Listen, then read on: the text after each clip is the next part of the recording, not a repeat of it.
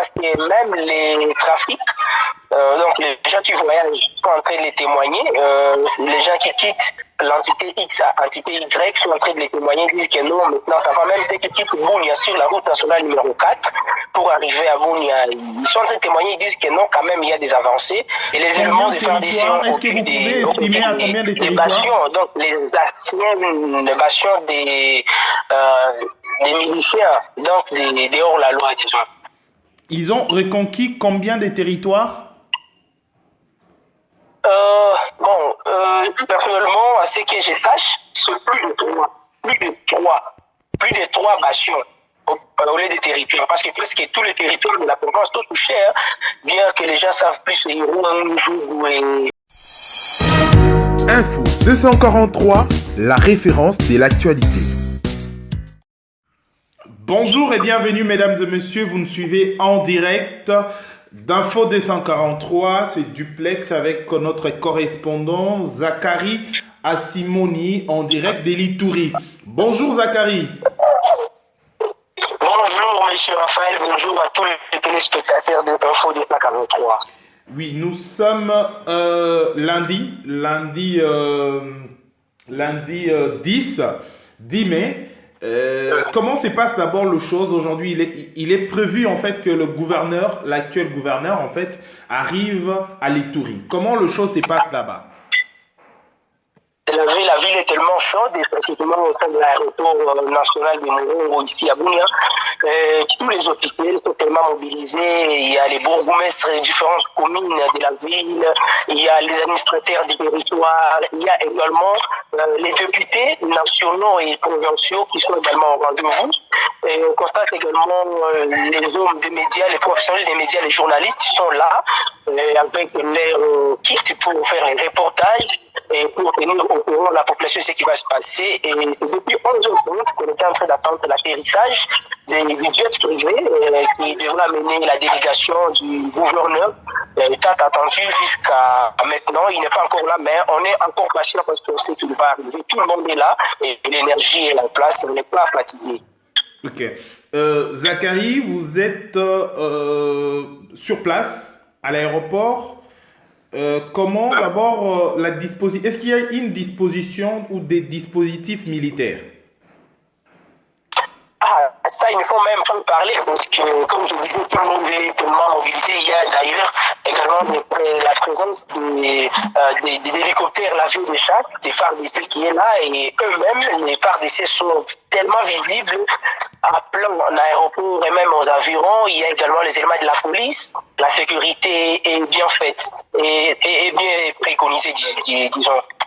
Oui, depuis le lancement en fait lancement des activités de riposte des FARDC, comment est-ce qu'il y a une amélioration sur le plan sécuritaire à l'Ituri? Sur le plan sécuritaire, l'amélioration, je dirais que ça n'a pas encore pris vraiment son bon nombre de chemins, mais il y a déjà les FARDC, parce qu'il faut rappeler qu'il y a peu en territoire d'Iron, précisément dans la localité de Niakoundé, il y a une force de frappe de la part des FARDC, et cette partie est déjà pacifiée. Et on peut même parler de quelques entités dans les territoires de précisément à Stayo. Il y a déjà des avancées, mais quand cela ne tienne, il y a toujours les éléments de la milice, par exemple les Codeco, qui continuent à commettre des exactions autour des civils. Et la population, à travers les leaders d'opinion, les présidents des différentes associations, des communautés de l'Ituri, sont tellement mobilisés pour accompagner cette force pour arriver à éradiquer complètement ce que les éléments des Codeco, les miliciens de la Codeco sont en train de faire, et nous osons croire que tout va bien aller, et surtout qu'on attend avec impatience l'arrivée du gouverneur général qui va arriver. Alors là, comment la population a accueilli cette décision sur place, hein? Comment la population a accueilli cette décision? Est-ce que c'était une décision où la population va en la contre de cette décision, où la population pense ou estime que c'est une très bonne décision? Non. il y a 48 heures, moi, comme permanent d'info 243 ici au place, j'étais en entretien. D'ailleurs, ceux qui suivent et ceux qui sont abonnés sur notre chaîne, ils ont vu, il y a d'ailleurs des mamans elles-mêmes qui étaient en train de parler, mamans marchandes, qui étaient en train de donner des témoignages. À part ça, il y a les coordonnateurs de la société civile, la force civile de l'Ituri, il y a également les présidents de l'UNADI, Union des associations culturelles de l'Ituri, qui étaient en train de dire que non, nous devons tous accompagner. Et si ils sont en train de dire ça, ça signifie que la population sur place accueille très bien cette décision du chef de l'État, car la population s'est dit, cette fois-ci, comme c'est l'armée elle-même, comme c'est la police elle-même, qui va prendre les bateaux de commandement, tout va bien aller. C'est-à-dire, la population accueille très positivement cette décision et aussi l'arrivée de l'équipe du gouverneur qui arrive. Vous avez parlé de quelques territoires. Les éléments des FARDC ont reconquis quelques territoires. Oui, c'est ce que je disais. Les éléments des FARDC ont est-ce que vous pouvez estimer à combien de territoires? Donc, les anciennes bastions des miliciens, donc des hors-la-loi, disons. Ils ont reconquis combien de territoires? Personnellement, à ce que je sache, c'est plus de trois bastions au lieu des territoires, parce que presque tous les territoires de la province sont touchés, hein, bien que les gens savent plus Irumu, et même Mahagi et un peu Mambasa, parce que les éléments des ADF sont en train de quitter maintenant le Nord Kivu et commencent maintenant à opérer quelque part le Mambasa. Donc plus de trois bastions de ces rebelles sont déjà conquis, c'est à une courte durée d'ailleurs. Ok, depuis le lancement, en fait, depuis que le FARDC utilise la puissance de feu, ils reculent maintenant, il faut dire. Donc la paix se regagne progressivement.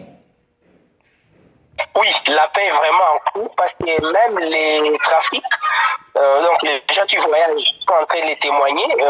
Les gens qui quittent l'entité X à l'entité Y sont en train de les témoigner, disent que non, maintenant ça va. Même ceux qui quittent Bunia sur la route nationale numéro 4 pour arriver à Bunia, ils sont en train de témoigner, ils disent que non, quand même il y a des avancées.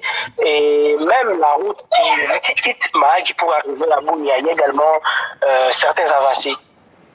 Depuis l'état des sièges, certains également, ils ont peur de bavures militaires. Est-ce qu'il y a de bavures militaires? Non, les bavures militaires ne sont vraiment pas signalées parce qu'on reçoit des dénonciations de part et d'autre à partir des groupes, à partir des structures des droits de l'homme, par exemple la CRDH, qui dénonce, mais qui ne dénonce plus cette fois-ci, c'est que les militaires commettent comme bavure. Il n'y en a pas vraiment. Donc là, présentement, il est 13h juste, en direct de Kinshasa, nous sommes. Vous êtes à l'Ituri. Dans quelques heures, ou dans quelques minutes carrément, le gouverneur, l'actuel gouverneur, récemment nommé par les chefs de l'État, va atterrir à l'Ituri. Bien entendu. Et Zachary Asimoni, vous êtes correspondant permanent d'Info 243. Qu'est-ce que vous pouvez dire à la population également qui est en ce net moment en train de tergiverser, en train d'activer la peur pour la situation de l'Est de la République démocratique du Congo. Qu'est-ce que vous pouvez dire quand même en tant que journaliste, observateur de faits et gestes? Oui, évidemment, moi personnellement, je suis un témoin direct parce que ce qui se vit en Ituri, moi je le vis également comme tout le monde, mais ceux qui ne sont pas avec nous, par exemple à l'Est, ceux qui sont à l'Ouest ou d'autres parties de la RDC ou à travers le monde, ils doivent garder leur apaisement. Nous-mêmes, nous sommes en train de dire analytiquement, donc nous sommes en train d'essayer d'analyser les choses. Nous savons très bien que les choses vont aller parce que depuis qu'on a décrété l'état de siège, d'abord, la population elle-même de l'Est, elle est tellement contente de cette décision. Et c'est-à-dire cette population elle-même sera capable de dénoncer là où sont cachés, même les mains noires, ou soit même ceux qui sont en train de commettre des massacres et autres choses à l'endroit de la population. C'est-à-dire, tout va bien aller. D'ici là, comme vous l'avez bien souligné, dans un instant, le gouverneur va arriver et dès lors, à son arrivée, on va devoir écouter ce qu'il va dire, même leur balancer des images et on va voir. Et ce qu'il va nous dire va encore plus nous réconforter à part ce que le président de la République était en train de dire essentiellement. Merci Zachary Assimoni. Bon boulot et nous attendons les images. Donc le téléspectateur ensemble avec l'équipe d'Info 243 en direct de Kinshasa, nous attendons des images. Merci et bonne journée, bon début de semaine déjà à toi. Merci pareillement, cher Raphaël, également, et merci à ceux qui sont en train de suivre les infos de 143. Et je leur demande de continuer à suivre parce que l'Ituri également fait partie. Merci à vous parce que vous avez pensé à la province de l'Ituri pour diffuser toute ce qui est information liée à cette province. Merci. Nous continuons, mesdames et messieurs. C'est en direct de l'Ituri ici avec le correspondant permanent d'Info 243. Nous allons traverser de l'autre côté, donc à Béni, avoir notre correspondant en direct de Béni pour en savoir un peu plus sur la situation sécuritaire parce que c'est ce qui nous préoccupe en ces nets moments en direct de Kinshasa. Vous êtes en Europe également. On n'a qu'un seul Congo, on n'a qu'un seul pays à préserver, mesdames et messieurs. Bon début de week-end et plein de bonnes choses d'ici peu. Nous allons revenir pour la prochaine édition. Ce serait en direct des Béni. Au revoir. Info 243, la référence de l'actualité.